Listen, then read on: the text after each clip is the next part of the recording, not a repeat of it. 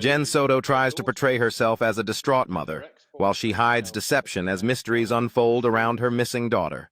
To go look for her. I want my meds. I even questioned that. I asked them, are you sure it's a good idea? You should probably sit tight. Okay, so here we have a mother who claims to be panicking and ugly crying. Her daughter's missing. The ex-boyfriend says he's going to go out cruising to look for her. And she says, are you sure that's a good idea? Absolute no credibility whatsoever. Deception indicated. Let's just wait to see if she comes home. Let's just wait to see if she comes home. Wow. I believe that she has knowledge at this stage in her narrative that Madeline is dead. And obviously they did not know that the computer, the Google Drive wasn't wiped. So they're just on a hope and a prayer that Maddie's body isn't found, number one, and number two, that the CSAM's going to come out. And that's what's happening right here in this video. I don't know if the clock was working properly, but I know it was around 4:30 that afternoon that they found Maddie's body, which again, she doesn't call it Maddie's body. She says the body several times. Did you find the body? Is that the body, the body, the body? She doesn't say Maddie's name. He said he was going to take a drive out.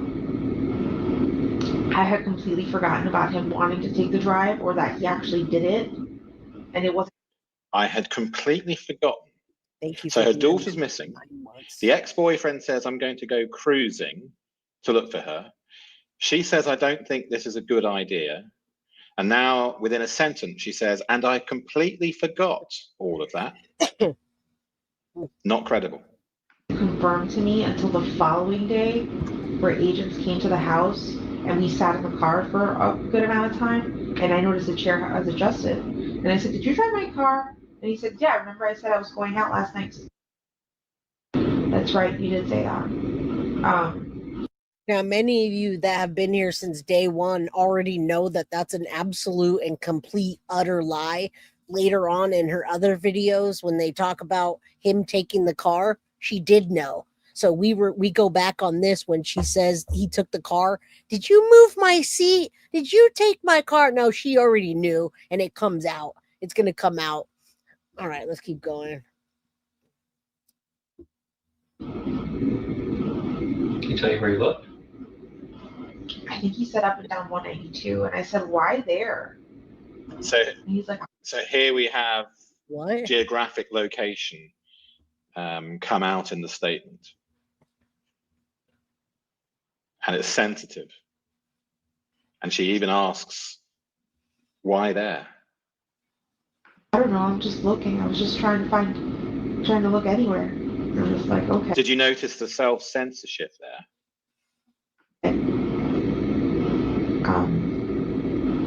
Did you say if you found anything or talked to anybody, or just roamed? Yeah, roamed.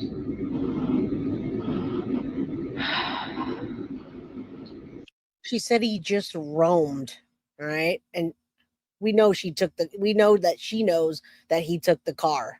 People in the comments have called this the Soto sigh. Oh. When you were getting ready for bed, you were tired, emotional. Were you falling asleep when he left, or were you already asleep when he left? I was already asleep when he left. Okay, did you sleep downstairs? In your bedroom? When you woke up? How does she know that she was already asleep when he left? Right? You already awake? Was he still sleeping? He was asleep in his bedroom upstairs. The guest bedroom? Yeah. Okay. Did you take your medication that day? I did. He said, did you take your medication that night? Had she said no, they'd have known that was a lie. And she's saying that he was up in his room and she was in hers. I really do doubt that. I really doubt that they weren't talking about are they going to find Maddie's body? What clues did you clean up? That just doesn't make sense. How do you fall asleep when your child's missing, right? Did you take your pills? Yes. Well, we know that's true. So let's keep going. What did you guys do Tuesday? Notice when she's truthful, She's quite clear, and it's quite easy for her to say, I did. Or just you guys, if you're not together, you're not together. What's the timeline on Tuesday? Tuesday, he slept. I woke up early and started making phone calls to like the National Hotline for Missing and Exploited Children. Why would she call what? Your child's missing one day and you're going to call. She went missing on Monday. By Tuesday, she was calling NCMEC. Was she calling about other children? Was she calling about Maddie? That doesn't even make sense. And yeah, he probably did sleep all day because that's a task to get a body that's a body no longer alive, dressed, move her around for hours, go from the front to the trunk, go back and visit the site, clean up, throw up, and collude. They definitely need to look at this again. If they need to read transcripts, law enforcement, read the transcripts, please. She's literally saying she called the hotline for missing and exploited children. What? Doesn't even make sense. I called the number that the sheriff's office had given me to see if they had any information, and they let me know that she was like the investigator. Okay, so not to see if they found my daughter, no, she's but not. To see if they have any information. Completely different psychologically, because in my opinion, she knows her daughter has already been murdered. So she's being careful about how she words it. Everything in this interview, she's super careful about how she words it. And you could see it in these patterns and the ones that we called out at the very beginning. 42 times, 20 times, 50. I mean, just deception. Why is she sitting on her hands? Is that so she doesn't do this? Because she keeps doing this. What is that? What did she say she was? I don't know, Mom. I don't remember what she said her position was, but she had just gotten into the office and was just starting to work on it, so she didn't have anything new for me. Anything new for me? Do you see? Yeah. This is not the language of a panicking mother desperately searching for her missing child. I called her to see if she had anything new for me. No.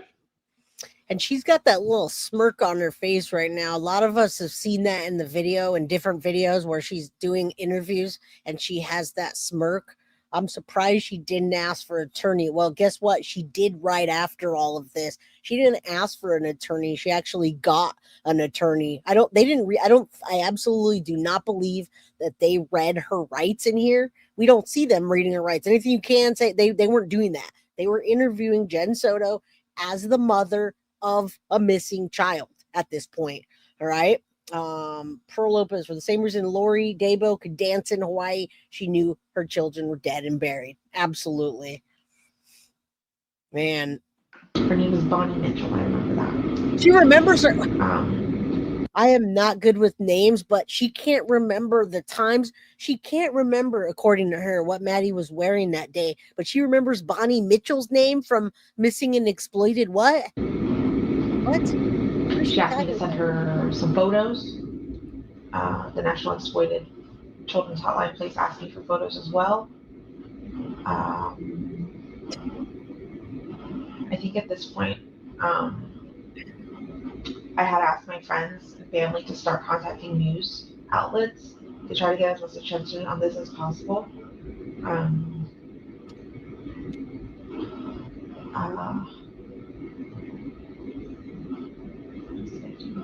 I had a lot of phone calls coming in, and I was picking all of them up, hoping that any of them. Well, that's part of it. But ends up being news reporter. Well, that's part of the time lapse and forgetting about the time, knowing everything else. But when the time comes of a crime being committed or something significant happening, they don't remember. That's a thing that happens. Just like cremating a person that you took their life of or poison them.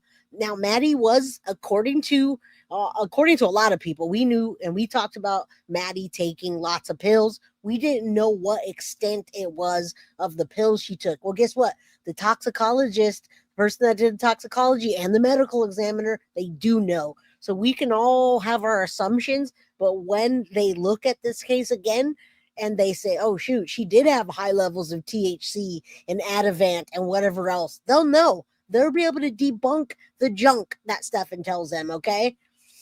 It's not our job to do that. Now, we can do that and put Jenn Soto in the spotlight, but law enforcement ultimately has to take this and do their job, or we're just talking. Or people would see my phone on my phone number on a flyer and was trying to give me suggestions. This is a huge part that I wanted to talk about. She's absolutely lying about the flyers. She talks about getting his, listen, this is one point I got to tell you guys. Hello, Holly. Good to see you, my friend. Holly S., you're not a member. What happened?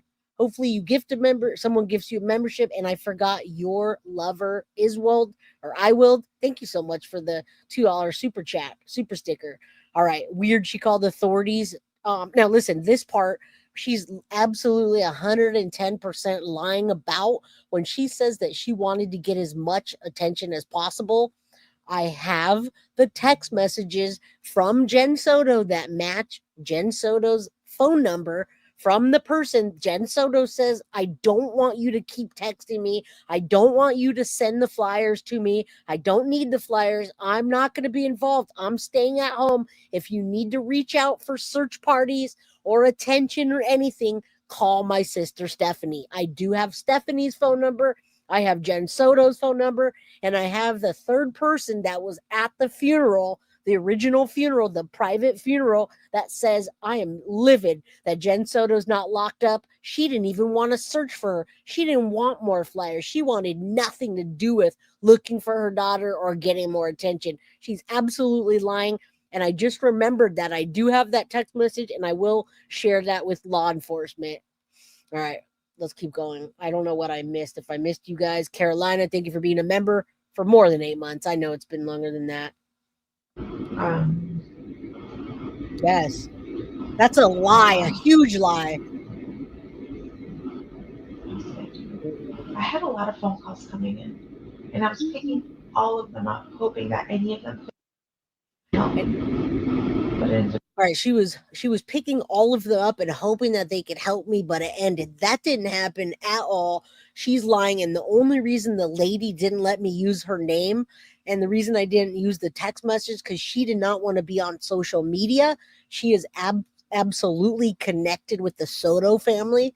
I have Soto family members. I hope you guys start pointing fingers at each other, because there are Soto people. There are people on the side of Soto that have reached out to me and said, Jay, you can't use my name. I'm friends with the Sotos. And if they knew I was talking to you, they would be upset. But I have to tell you, this is what I saw, and it's disgusting. So Soto people, point your fingers at each other. Who's talking about what's happening? They're telling people, and they're telling me.